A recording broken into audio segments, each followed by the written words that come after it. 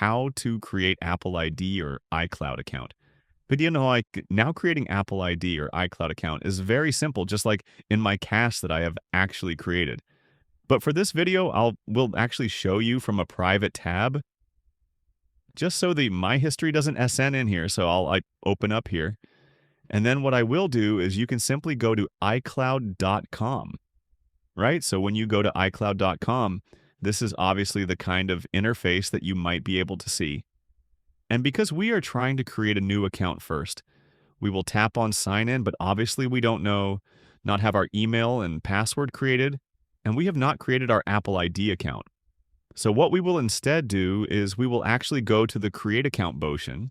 Now you just have to fill in the information, and you need to have an email address or a phone number to create your Apple ID account. So just make sure to enter your first name as well as also your last name, the country and the date of birth over here, right? So just enter the date of birth as well, depending upon what year and where you were born.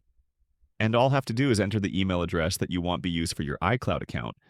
And once you enter an email address that you want be used for your iCloud account, you can just set a password and create a new password and just hit the continue button.